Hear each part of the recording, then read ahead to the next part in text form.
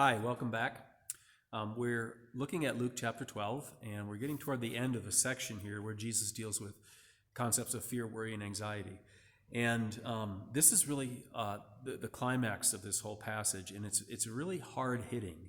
It's powerful, I believe, if you understand what he's saying and you embrace it. And it's very effective in terms of helping us to deal with fear, worry, and anxiety. And I want to try to demonstrate that to you. I want you to think about what causes us to fear and what causes us to worry. You could probably narrow it down to two basic things, and you tell me if you think this makes sense.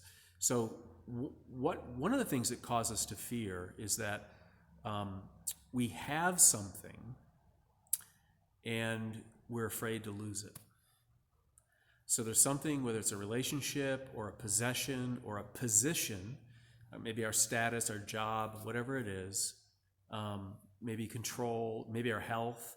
So we have something in our possession, and we value it. We put a lot of hope in it, a lot of weight in it. We perhaps see it as the thing that ultimately makes us happy, that without it we can't imagine ourselves being happy. And so fear and worry enter in when we think about the possibility of losing that, whatever it may be, losing that person, losing that job, losing our health, losing our money.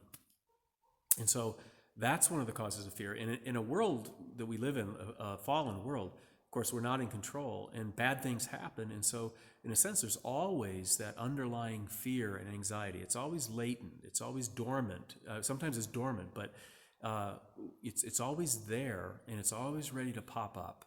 As soon as something that we have, that our hearts are really invested in, becomes threatened, then we become fearful. The second thing that causes us to be fearful is wanting something and being afraid that we're not going to get it. So there's another facet to this.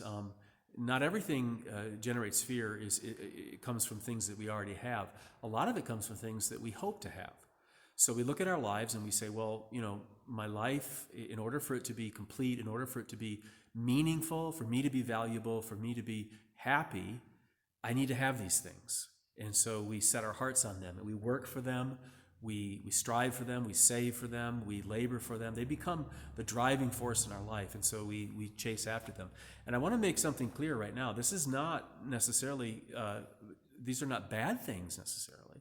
I'm not saying that, we're planning on robbing banks. I'm talking about good things, finding a spouse, having a job to be able to provide for our families, wanting to be loved, wanting to be respected. And so things that we hope to have, but we're not sure if we're going to get them, cause fear and anxiety. We worry about whether or not we're going to receive them. And so it makes us very fragile. It makes us very vulnerable to worry and fear constantly.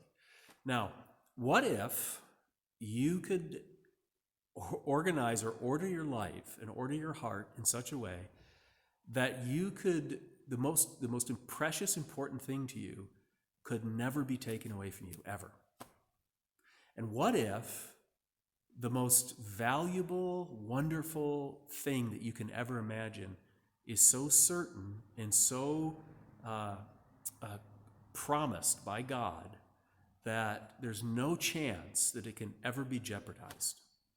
What would that do to fear, worry, and anxiety? Now, with all that in mind, I want you to listen to Jesus' words in Luke chapter 12. Here we go.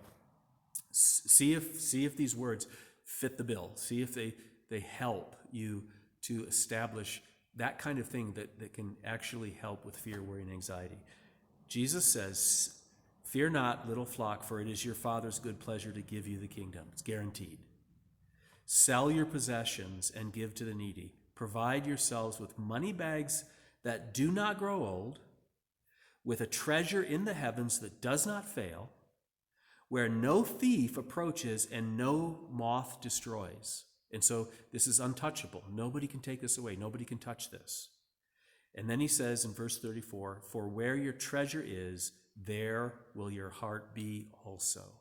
Now, if you can imagine what we've just talked about, those two reasons that cause and generate fear and worry and anxiety is having something and being afraid to lose it, wanting something but not sure you're going to get it. Does this passage speak to those issues?